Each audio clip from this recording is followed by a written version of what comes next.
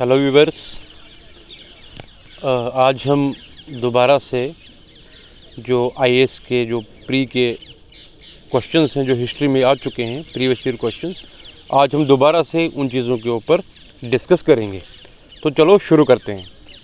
तो यहाँ पे जो क्वेश्चन पूछा है वो ये है, the concept of 8 fold path forms the theme of. इसमें 4 ऑप्शन है। नंबर ए, यानी ये किस किताब में दिया गया, यानी 8 फोल्ड पाथ जो बुद्धिज़्म की टीचिंग है, 8 प्रिंसिपल्स हैं, 8 एलिमेंट्स हैं बुद्धिज़्म के, वो किस किताब में दिए गए हैं।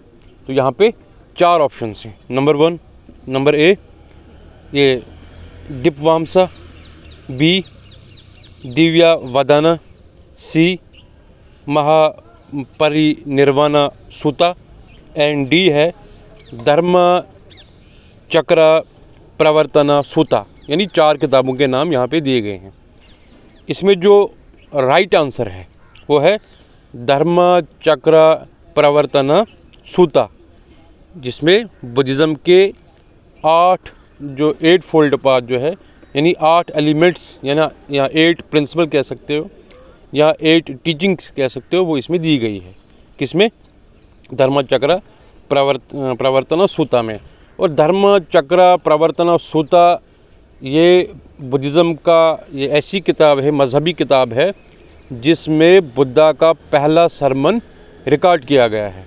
और पहला सरमन बुद्धा ने कहा दिया था, ये भी क्वेश्चन पूछा जाता है, दैट इज़ सरनाथ। ठीक है ना। तो अब यहाँ पे इसमें हम ये भी कह सकते हैं, अब ये 8 फोल्ड पाथ क्या है, यानी इसमें बुद्धिज़्म के लॉर्ड बुद्धा ने 8 एलिमेंट्स दिए हैं। ठीक है ना। अब 8 एलिमेंट्स क्यों दिए? बुद्धा कहता था कि हर बुराई की, अगर इंसान बुराई करता है, अगर इंसान गमगीन रहता है, अगर इंसान दुखत में है, तो उसके पीछे सबसे बड़ा जो कारण है ना, वो है डिज़ायर। डिज़ायर का मतलब होता है नफ्स। ठीक है ना। इसलिए बुद्धा कहता है कि हमने क्या करना है, डिज़ायर को ख़त्म करना है। डिज़ायर कब ख़त्म होगा? डिज़ायर तब ख़त्म होगा जब हम इन 8 चीज़ों के ऊपर काम करेंगे, इनको अपनाएंगे। अब ये 8 चीज़ें क्या हैं, तो अब मैं यहाँ पे थोड़ा एक्सप्लेन करता हूँ। पहला जो 8 फोल्ड पाथ का जो पहला एलिमेंट है वो है राइट अंडरस्टैंडिंग। इंसान की जो अंडरस्टैंडिंग है, ठीक है ना, वो सही होनी चाहिए। ठीक है ना, यानी चीज़ों को सही समझना है। राइट स्पीच, इंसान की जो बोलचाल है, स्पीच अच्छी होनी चाहिए। ठीक। और नंबर 3 राइट लाइवलीहुड, इंसान का जो रहन सहन का जो तरीका है, कमाने का जो ज़रिया है, वो सही होना चाहिए। राइट माइंडफुलनेस, इंसान की जहनसाजी अच्छी होनी चाहिए। ठीक। राइट थॉट्स, इंसान की विचार सोच अच्छी होनी चाहिए। राइट एक्शन, इंसान के कर्म करनी अच्छी होनी चाहिए। राइट एफर्ट्स, इंसान की कोशिशें जो हैं, जो हम कोशिश करते हैं, वो सही होनी चाहिए। और इसके अलावा राइट कंसंट्रेशन, इंसान की सही कंसंट्रेशन होनी चाहिए। ठीक है ना।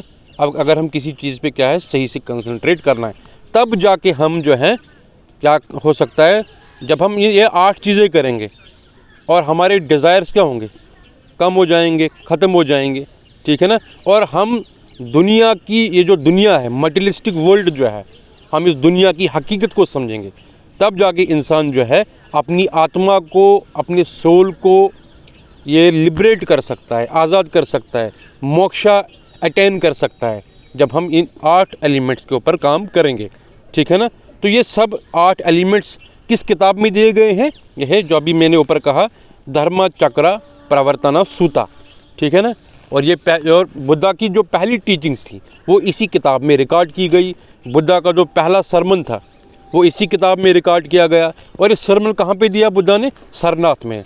सरनाथ डियर पार्क सरनाथ, ये कहाँ पे है? ये प्रेजेंट बिहार में है। ठीक है। ये भी कभी कभी सवाल पूछा जाता है। अच्छा, क्वेश्चन नंबर जो नेक्स्ट हम डिस्कस करेंगे वो ये है कि with reference to ancient Jainism which one of the following statements is correct. यहाँ पे 4 स्टेटमेंट दिए गए हैं और 4 स्टेटमेंट में से हमने बताना सही कौन सा है। ये IAS में क्वेश्चंस पूछे गए हैं। Number A, Jainism was separate in South India under the leadership of Sthulabhadra. Number B, the Jainism who remained under the leadership of Bhadrabahu were called शितिम्राज after the council held at Pataliputra. Number C, Jainism enjoyed the patronage of Kalinga king Kharvela in the 1st century BC. Number D, in the initial stage of Jainism, Jaina worshipped images unlike Buddhist. यहाँ पे 4 option इन्होंने बताए हैं। इसमें जो सही answer है वो है जैनिज्म यानी ऑप्शन नंबर सी। वो क्या है? Jainism enjoyed the patronage of Kalinga king Kharvela in the 1st century BC। यानी खारवेला जो बादशाह है कलिंगा का, Kalinga is actually presently located in Orissa, ठीक है ना। तो कलिंगन डायनेस्टी का आपने नाम भी सुना होगा। जो कलिंगा है काफ़ी इम्पोर्टेंट जगह है, ये कोस्टल एरियाज़ है कहाँ का? उड़ीसा का। तो वहाँ का एक किंग था खारवेला, उसने जैनिज़्म को रॉयल पैट्रोनेज दी, यानी रॉयल सपोर्ट दी, ताकि जैनिज़्म जो है ज़्यादा से ज़्यादा ग्रो करे और जैनिज़्म जो है हिंदुस्तान में, यानी उस टाइम का जो इंडिया था, ज़्यादा से ज़्यादा इस टाइम का जो हिंदुस्तान था, ताकि ज़्यादा से ज़्यादा जैनिज़्म फैले, ठीक है ना। बाकी जो ऑप्शंस हैं वो तीनों गलत हैं। अब अगर हमने इनको सही करना होगा, फॉर एग्ज़ाम्पल यहाँ पे लिखा है कि जो ए ऑप्शन है कि जैनिज़्म जो है साउदर्न इंडिया में फैला, किसके अंडर?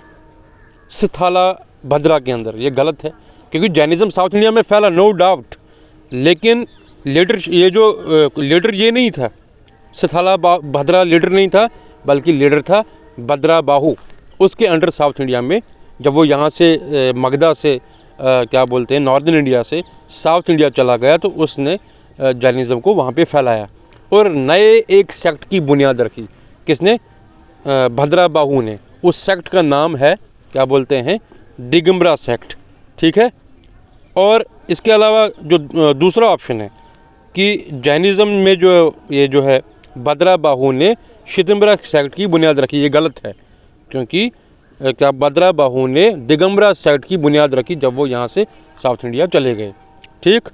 अब यहाँ पे जो ये जो शितिम्बरा सेक्ट है, इसकी बुनियाद किसने रखी? स्थला बाहू, ठीक है ना। स्थला भद्रा, बाहू भी कहते हैं, भद्रा भी कहते हैं, इसने शितिम्बरा सेक्ट की बुनियाद रखी, ठीक है ना। यहाँ पे क्या लिखा था? नहीं, भद्रा बाहू ने शितिम्बरा की बुनियाद रखी, ये गलत है। बल्कि सही क्या है कि शितिम्बरा सेक्ट की बुनियाद जो फाउंडर है वो है स्थला भद्रा, ठीक है। और लास्ट ऑप्शन में क्या है कि जो जैन होते हैं वो क्या बोलते हैं, जैन नेवर वर्शिप्ड इमेजेस, ठीक है ना। जैन कभी इमेजेस की पूजा नहीं करते हैं, ठीक है ना। तो ये क्या बोलते हैं, यहाँ पे लिखा था कि जैनिज़्म जो है उसकी पूजा करते हैं इमेजेस की, लेकिन सही क्या है कि जैन कभी भी इमेजेस की पूजा नहीं करते। जैनिज़्म में जो इमेजेस वर्शिप है वो अलाउड नहीं है, ठीक है। अब नेक्स्ट क्वेश्चन जो है जो काफ़ी इम्पॉर्टेंट है। अब एक चीज़ यहाँ पे और मैं बताऊँगा, ये जो शितिम्बरा एंड दिगंबरा क्या है, कभी कभी ये भी सवाल आता है एग्ज़ाम में। ये दोनों सेक्ट्स हैं जैनिज़्म के, यानी जैसे हर मोस्टली जो मज़हब होते हैं उनमें सेक्ट्स होते हैं। जैसे हमारे इस्लाम में शिया सुन्नी है, ठीक है ना। क्या जैसे हिंदुज़म में शिवाइस्ट हैं, वैष्णवाइट्स हैं, ठीक है ना। इसी तरह क्या बोलते हैं, बुद्धिज़्म के भी 2 सेक्ट थे, शितिम्बराज एंड दिगंबराज, ठीक है। अब नेक्स्ट क्वेश्चन है कि कंसिडर द फॉलोइंग स्टेटमेंट्स। यहाँ पे 2 स्टेटमेंट्स दिए गए हैं, इनमें सही बताना है सही कौन है। क्या क्या है यहाँ पे है, Ikshvaku rulers of southern India were antagonist towards Buddhism. यानी जो इक्ष्वाकु रूलर्स जो थे साउदर्न इंडिया के, वो क्या बोलते हैं, बुद्धिज़्म के दुश्मन थे, यानी बुद्धिज़्म के अगेंस्ट में थे, नंबर 1। नंबर 2 दिया है, द पाला rulers of eastern India were patterns of Buddhism. ये जो पाला रूलर्स हैं ईस्टर्न इंडिया के, उनने बुद्धिज़्म को सपोर्ट किया, उन्होंने बुद्धिज़्म को फैलाया। इसमें सही आंसर क्या है? इसमें सिर्फ एक ही ये जो राइट है वो है बी, यानी दूसरा नंबर, कि जो पालाव रूलर से उन्होंने बुद्धिज़्म को रॉयल सपोर्ट दी। और पालाव रूलर्स कहाँ के थे?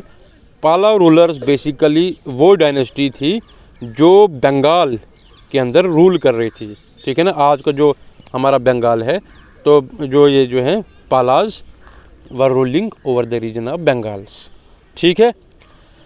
और पहला वाला गलत है, क्योंकि जो इक्ष्वाकु रूलर्स बुद्धिज़्म के दुश्मन नहीं थे या उनके अगेंस्ट में नहीं थे, ये गलत है। इसके अलावा ये जो नेक्स्ट जो क्वेश्चंस पूछा गया है वो है अनिक्तावाद is core theory and philosophy of which of the followings? Number 1 Buddhism, number 2 Jainism, number 3 Sikhism and number D क्या बोलते हैं, ये वैष्णविज़्म, ठीक है ना। तो इसमें जो राइट आंसर है वो है बी, यानी जैनिज़्म। ये अनिक्तावाद थ्योरी क्या है? अनिक्तावाद का मतलब होता है, क्या बोलते हैं, अनिक्तावाद की फिलॉसफी और थ्योरी ये है कि एक चीज़ के पीछे बहुत सारे सच हो सकते हैं, ठीक है ना। जिस तरह अनिक्तावाद थ्योरी आज जैसे पोस्ट मॉडर्निज्म कहता है, ठीक है ना। पोस्ट मॉडर्निज्म कहता है कि there can be a multiplicity of truths, we can not rely on the single truth, यानी एक चीज़ के पीछे एक ही सच नहीं हो सकता है, यानी एक चीज़ के पीछे बहुत सारे सच हो सकते हैं, ठीक है ना। और हमने एक चीज़ को डिफरेंट पर्सपेक्टिव से देखना है, ठीक है ना, ये पोस्ट मॉडर्निज्म कहता है। और इसी तरह जो अनिक्तावाद थ्योरी जैनिज़्म ने दी, ये जो कोर थ्योरी है जैनिज़्म की, वो कहते हैं कि we can not rely on this single truth, there can be a multiplicity of the truth, ठीक है ना। तो ये सबसे इम्पॉर्टेंट नोशन है। और अनिक्तावाद कहता है कि truth and reality are perceived differently from diverse point of view and no single point of view is the complete truth, मतलब there is no final truth, जिस तरह पोस्ट मॉडर्निज्म कहता है। इसी तरह जो अनिक्तावाद थ्योरी है वो कहते हैं, ये जो थ्योरी है कहती है कि हम सिर्फ एक सच को परसीव नहीं कर सकते हैं, सच हर एक के हिसाब से, यानी अलग अलग लोगों के हिसाब से सच क्या बोलते हैं अलग अलग हो सकती है, सच्चाई अलग अलग हो सकती है। तो हम किसी सिंगल ट्रुथ पे यकीन नहीं करते हैं, एक चीज़ के पीछे सिर्फ एक ही सच नहीं हो सकता है, ठीक है ना।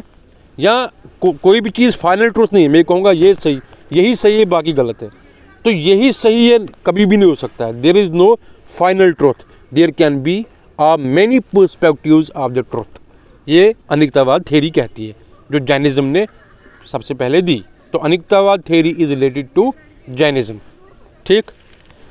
अब नेक्स्ट क्वेश्चन है कि जो सबसे इम्पॉर्टेंट है, why did Buddhism start declining in India in the early medieval India, यानी अर्ली मिडिवल इंडिया का पीरियड कब से है, यानी ये कहा जाता है कि हर्षवर्धना की जो टाइम पीरियड है, यानी उसके हर्षवर्धना का जो टाइम पीरियड था, उसके बाद जो टाइम आता है before the coming of Muslims in India, ठीक है ना, इस पीरियड को कहा जाता है अर्ली मिडिवल इंडिया। अब अर्ली मिडिवल इंडिया में बुद्धिज़्म क्यों डिक्लाइन हुआ, क्यों बुद्धिज़्म का अंत हुआ, इसमें इन्होंने 3 ऑप्शन दिए हैं, 3 रीज़न दिए हैं। तो आपने इसमें सही बताना है कि सही कारण क्या हो सकता था बुद्धिज़्म के अंत होने का। Number 1, Buddha was at that time consider one of the incarnation of Vishnu and thus become the part of Vaishnavism. Number 2, the invading tribes of central Asia till the time of last Gupta king adopted Hinduism and persecuted Buddhism, ठीक, Buddhist monks या Buddhism. Number 3, the kings of Gupta dynasty were strongly opposed to Buddhism. तो इसमें सही answer क्या है, वो है सिर्फ नंबर 1, यानी अर्ली मिडिवल इंडिया में लॉर्ड बुद्धा को, ये जो हिस्टोरिकल बुद्धा है या लॉर्ड बुद्धा है, इसको विष्णु का एक रूप माना गया, ठीक है ना। इसीलिए बहुत सारे लोगों ने वैष्णविज़्म को फॉलो किया, वैष्णवाइज़्म को फॉलो किया, और क्या बोलते हैं इस तरह से बुद्धिज़्म जो है डिक्लाइन होता गया। ठीक। और जो बाकी दो ऑप्शंस हैं कि सेंट्रल एशिया से अटैक्स हुए, ट्राइब्स ने अटैक किया और उनने हिंदुइज़्म अडॉप्ट किया और बुद्धिज़्म को प्रोसिक्यूट किया, ये गलत है। क्यों? क्योंकि बहुत, जैसे साकाज ने इन्वेट किया, जैसे क्या बोलते हैं पार्थियंस ने इंडिया पे इन्वेट किया, जैसे क्या बोलते हैं कुशानाज ने इन्वेट किया, तो इनने बुद्धिज़्म को अडॉप्ट किया, ना कि हिंदुइज़्म को। ठीक है ना। और तीसरा ऑप्शन कि गुप्ता डायनेस्टी के किसी भी बादशाह ने बुद्धिज़्म को अपोज नहीं किया। ठीक है ना। और सपोर्ट किया, क्योंकि आप देख रहे हो कि फायन एक बहुत बड़ा चाइनीज़ मोक स्कॉलर जो चाइना से हिंदुस्तान आया चंद्रगुप्ता सेकंड के टाइम में, उसका वेलकम किया गया, कोर्ट में 6 साल रहा। ठीक है। और इसके अलावा ये नालंदा यूनिवर्सिटी जो बहुत बड़ी बुद्धिस्ट यूनिवर्सिटी थी, जहाँ से पूरे दुनिया से स्कॉलर पढ़ने आते थे। कहाँ से? क्या बोलते हैं साउथ ईस्ट एशियन कंट्रीज़ से, बाकी जगहों से लोग पढ़ने आते थे नालंदा यूनिवर्सिटी में।